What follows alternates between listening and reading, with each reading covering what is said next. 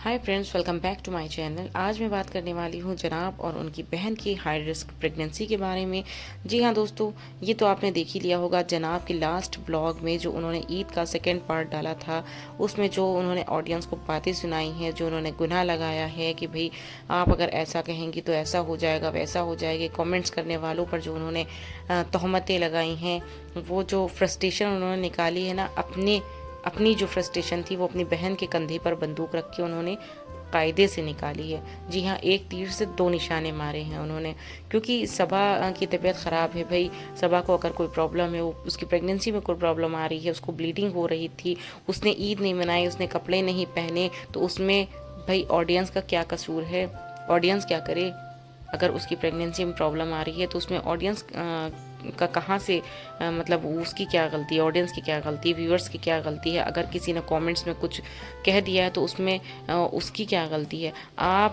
आप लोग, आपके घर में अगर आप देख रहे थे कि आपकी बहन की इतनी ही तबीयत ख़राब थी, इतनी कंडीशन ख़राब थी, तो आपको ईद का सेलिब्रेशन करना ज़रूरी नहीं था, ईद गेम खेलना ज़रूरी नहीं था। आप लोगों ने सबने कायदे से अच्छे से जम कर ईद मना ली, सब कुछ कर लिया, गेम खेल लिया, कपड़े भी बना लिए, सब ने खूब कायदे से सब कुछ किया।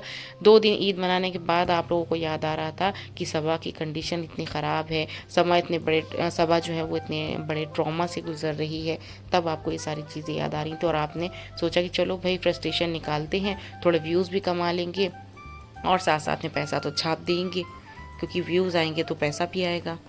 इस तरह की बातें करके सभा के कंधे पर बंदूक रख के आपने कायदे से अपनी घर की रोटियां जो है वो सेक ली हैं। ट्रोल होने लगते हैं, तब जनाब कहते हैं कि भाई हमें ट्रोल किया जाता है, हमारी हर बात पर उल्टे सीधे कमेंट्स किए जाते हैं। तो भाई आपकी हरकतें ही ऐसी हैं, आप ऐसी हरकतें करते क्यों हो?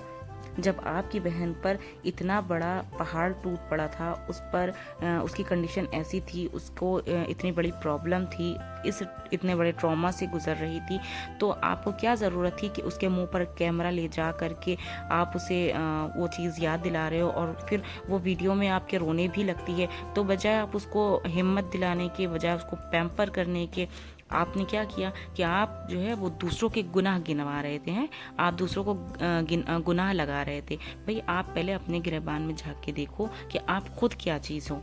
दूसरों के गुनाह गिनवाने से पहले, उनको गुनाह लगाने से पहले आप अपने गिरबान में झांक के देखो कि आप क्या कर रहे हो।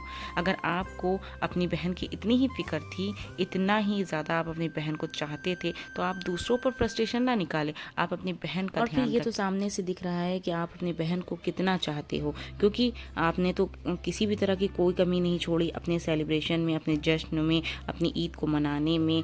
और अम्मी का बर्थडे वो ज़्यादा ज़रूरी है, तो अम्मी का बर्थडे मनाना ज़्यादा ज़रूरी है भाई। और अम्मी का ब्रिंगिंग बर्थडे मंथ चल रहा है, तो कुछ ना कुछ होता ही चला जा रहा है। कंटेंट ज़रूरी है, भले ही आपकी बहन की तबीयत कितनी भी ख़राब हो, आपको अपनी बहन के लिए आपको डॉक्टर की ज़रूरत थी, आपको डॉक्टर के पास उन्हें ले जाना था, लेकिन वो सब ज़रूरी नहीं था। वीडियो बैठकर बनाना ज़रूरी थी, कैमरा लेकर के आपको अपनी फ्रस्ट्रेशन निकालना ज़रूरी थी, अम्मी का बर्थडे मनाना ज़रूरी है। सारे काम तो घर में हो रहे हैं, सारे सेलिब्रेशंस भी हो रहे हैं, किसी के फेस पे तो कुछ दर्द नहीं दिखाई दे रहा। हाँ, वो बात अलग है, सबक जिस दौर से गुजर रही है भाई, जिसका दर्द है वो तो जाहिर सी बात है उस पर तो दिखाई देगा, क्योंकि वो उसका दर्द है तो सामने से उस पर जाहिर हो रहा है, लेकिन बाकी किसी पर भी वो चीज़ जो है वो दिखाई नहीं दे रही है। क्योंकि अगर घर की बेटी इतने मुश्किल वक्त से गुजर रही है, तो जाहिर सी बात है कि सभी को थोड़ा बहुत फ़िक्रमंद तो होना ही चाहिए। और अम्मी जिसकी बेटी है, वो अम्मी को तो अपना बर्थडे मनाना ही नहीं चाहिए था। तो लेकिन आपने फिर भी इंस्टाग्राम पे जो पिक्चर शेयर की थी केक वाली, वो देख करके तो ऐसा नहीं लग रहा है कि भाई आपको या आपकी अम्मी को सबा की ज़रा सी भी परवाह है।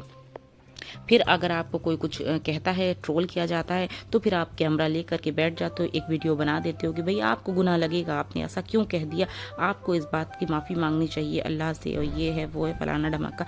तो ये सारी चीज़ें करने से पहले ना, पहले अपने गिरेबान में झाँक कर देख लीजिए कि आप खुद क्या हैं। और रही बात सबा की, तो सबा का दर्द सामने से दिख रहा था। जाहिर सी बात है वो जिस ट्रॉमा से गुजर रही है, जिस फेज से वो गुजर रही है, हम यही दुआ करेंगे उसके लिए कि भाई वो और उसका आने वाला वाला बेबी दोनों सलामत रहें, अच्छे रहें, अच्छी सेहत उन दोनों की रहे और जल्द से जल्द वो दोनों हेल्दी हो जाएं, उनका बेबी भी और वो भी हेल्दी रहें। बस मेरी यही दुआ है। किसी से कोई जलन नहीं है, कोई हसद नहीं है, किसी के लिए कुछ बुरा नहीं चाहते हैं हम, लेकिन अगर आप सामने से किसी को कुछ कहेंगे, कुछ गलत बोलेंगे तो हम ज़रूर आपको बुरा कहेंगे, समझे। ये जनाब के लिए था, ये सारी चीज़ें जो थी वो सिर्फ जनाब के लिए थी। अभी हम सबा के बारे में ऐसी कोई बात नहीं करेंगे, क्योंकि सबा जिस ट्रॉमा से गुजर रही है हम भी उस चीज़ को फील कर सकते हैं। और ऐसा नहीं है कि हमें कोई दुश्मनी है किसी से या हम निगेटिविटी के लिए ही बैठे हुए हैंगे, ठीक है। तो ये सारी चीज़ें जो थी वो आज मैंने क्लियर कर दी हैं। बाकी वीडियो आपको पसंद आया हो तो वीडियो को लाइक कर दीजिएगा, चैनल को सब्सक्राइब ज़रूर कर दीजिएगा। मिलती हूँ नेक्स्ट वीडियो में, जब तक के लिए बाय बाय, अल्लाह हाफिज़।